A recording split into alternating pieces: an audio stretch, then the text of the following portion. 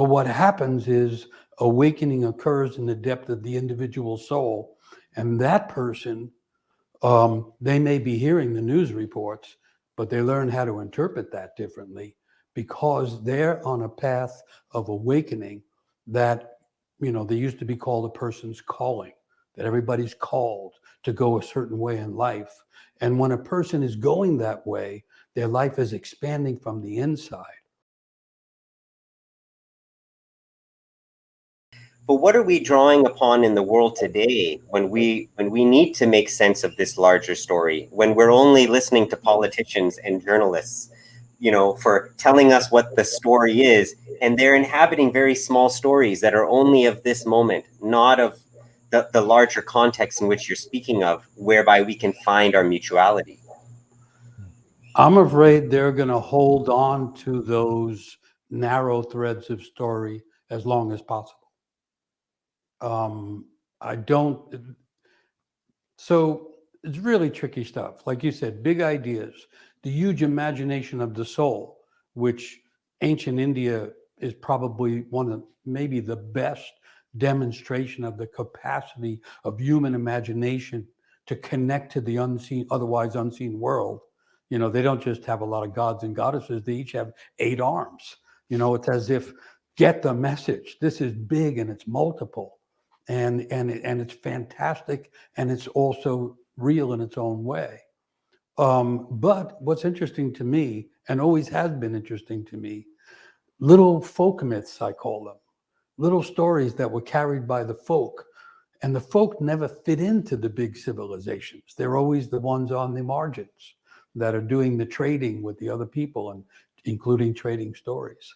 And so the great myths and the stories that inhabit the great civilizations appear in the small myths of the folk tales as well, as if the story world understands this range of capacity in human culture. And then another thing about the folk myths is they're connected to nature more closely, as if to be a reminder that part of our trading is our trading with nature, human nature, trading with great nature, not separate from, but secretly connected to. And that leads me to another big idea that is also a small idea, which is to say, the big idea is that all of humanity has to change. That's the only way that we redeem human culture, but also save the earth from annihilation. And to me, if we have been able to damage the earth, there's an implication we are also able to help heal it. That's the good news there. But the old idea is this, that change begins in the depth of the individual soul. So it isn't that we get a great idea and everybody suddenly agrees. Not going to happen. There isn't going to be a religious belief system or a political ideology that brings everything together. They tend to do the opposite.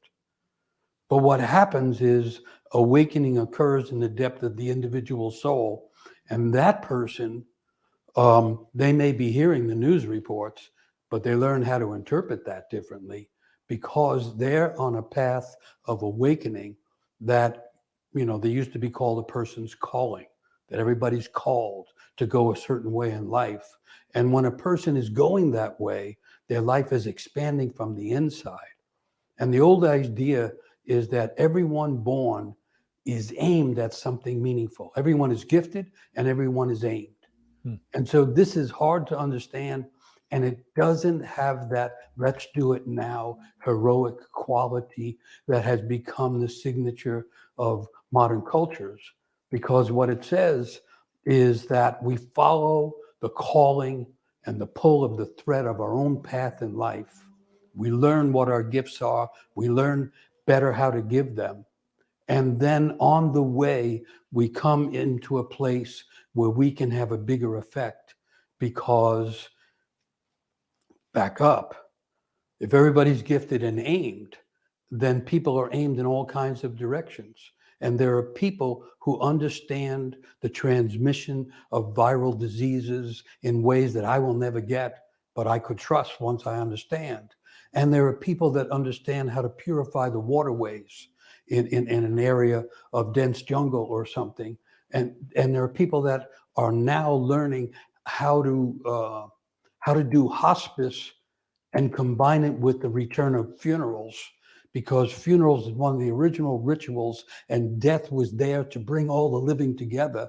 And that's trying to be reimagined. There's people pulled there, and there's other people pulled to know how to do hands-on healing, and it goes on through the sciences, through the arts, and through the organization of communities. And if enough people are just following their thread and the path that their heart wants to go on, then what happens is change starts to occur as it does in a forest, from the ground up, from the mushrooms that are secretly, connecting the roots of the trees underneath, invisible underneath, but still doing it. Then the souls and the imagination and the work of the souls comes up into the world, and people pull each other along into the different places, and without ever agreeing on the details, change occurs on a collective level.